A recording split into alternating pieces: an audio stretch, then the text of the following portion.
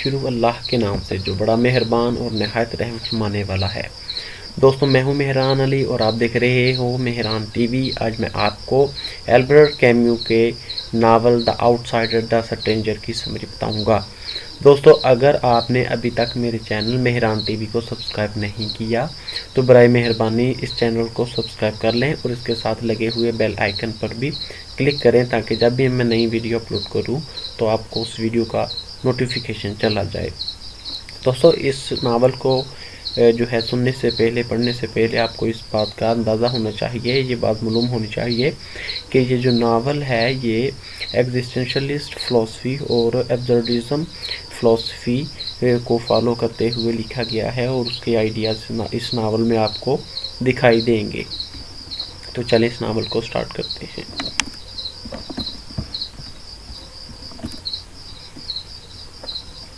तो चलें इसको स्टार्ट करते हैं। द आउटसाइडर के 1942 में 1942 में ये नावल पहली दफ़ा पब्लिश हुआ था और इसका जो मेन कैरेक्टर है वो म्यूर साल्ट है। ये एक ऐसा इंसान है जो कि बेहिस्सा तमाम रिश्तों से, तमाम नातों से और हर एक शख्स से और तमाम हालात से अगर इसको कोई चीज़ मैटर रखती है तो ये वो फिज़िकल प्लेयर्स और फिज़िकल वर्ल्ड। और वो कहता है, वो एक अथीस्ट है और वो ये कहता है कि ये जो ज़िंदगी है वो आज ही है, अपने आज को जियो और उसके अलावा ज़िंदगी कोई नहीं है।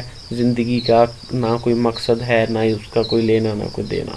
वो कहता है कि हमें बना दिया गया है और ना हमारे आगे कुछ है और ना हमारे पीछे। ये म्यूर साल्ट जो कैरेक्टर है ये अपनी माँ की वफ़ात पर कोई भी इमोशंस को भी फीलिंग शो नहीं करते, बल्कि वहाँ पे उसकी माँ के साथ, इसकी माँ के साथ जो एक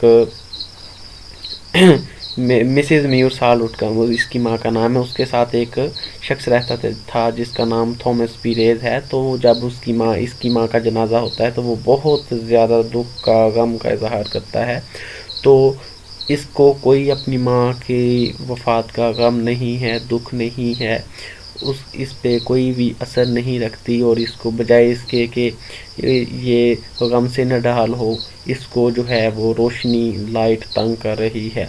इसके बाद जब ये अपनी माँ की वफ़ात पे जाता है, ओल्ड हाउस जाता है, तो वो उनका मैनेजर जो है, ओल्ड हाउस का मैनेजर इसे कहता है कि अपनी माँ का आखिरी दीदार कर लो।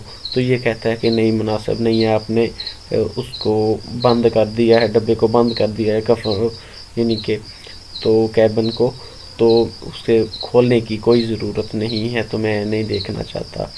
तो जब विजल की रस्म हो रही होती है तो सिगरेट पीता है, कॉफ़ी पीता है और सो जाता है। तमाम लोग रो रहे होते हैं तो इसे कोई भी फीलिंग नहीं होती। तो ये जो शख्स है ये स्ट्रेंजर है क्योंकि ये सोसाइटी की नॉर्म्स को फॉलो नहीं कर रहा और वो कहता है कि जो होना था वो हो चुका।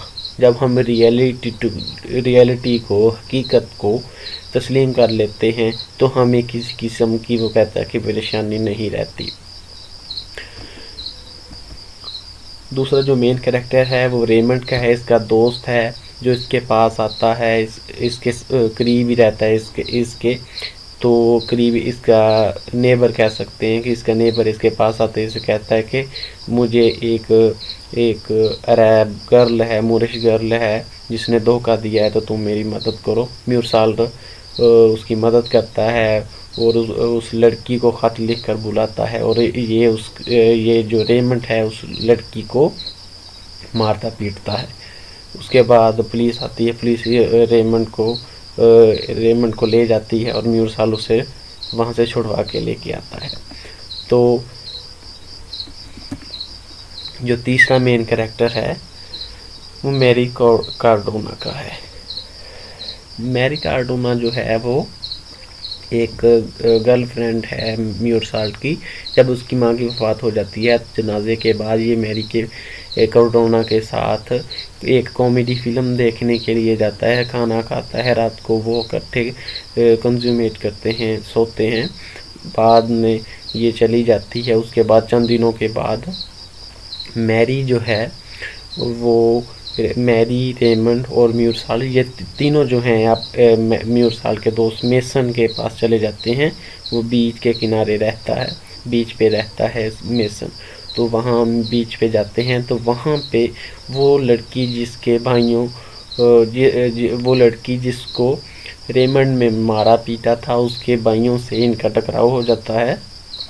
और रेमंड से वो एक अरब जो है वो उसका टकराव हो जाता है, लड़ाई हो जाती है। और रेमंड का पिस्टल लेके म्यूरसाल्ट जो है, एक अरब जो है, जो कि लड़की जिसको मारा पीटा था रेमंड ने और म्यूरसाल्ट ने उसे बुलाया था, म्यूरसाल्ट उसके भाई को गन से शूट करके कत्ल कर देता है।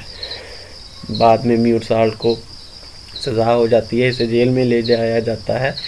और वहाँ पे जो है वो पादरी आते हैं, इसे कहते हैं कि तुम अपने एथीस्ट होने को जो है वो छोड़ दो, तो तुम क्रिश्चियनिटी की तरफ वापस आ जाओ। तो ये उसके साथ झगड़ा करता है और ऐसा नहीं करता जैसा पादरी कहता है। उसके अलावा मैरी वहाँ पे जेल में जाती है इसके पास।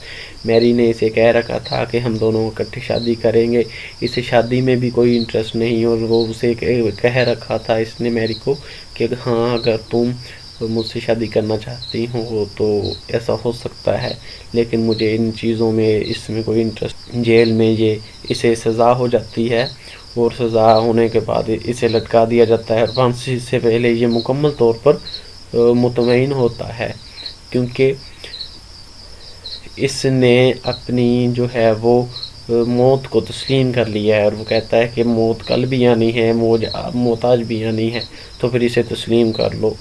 और इसी से एक लेसन देता है कि जब इंसान हकीकत को तस्लीम कर लेता है तो फिर उसे किसी किस्म की परेशानी और दुख नहीं रहता। दोस्तों, अगर आपने मेरे इस समरी नावल की समरी को पसंद किया तो इसे लाइक करें, इसे दोस्तों में शेयर करें, और अगर आपने चैनल सब्सक्राइब नहीं किया तो चैनल सब्सक्राइब करें। अपना बहुत सारा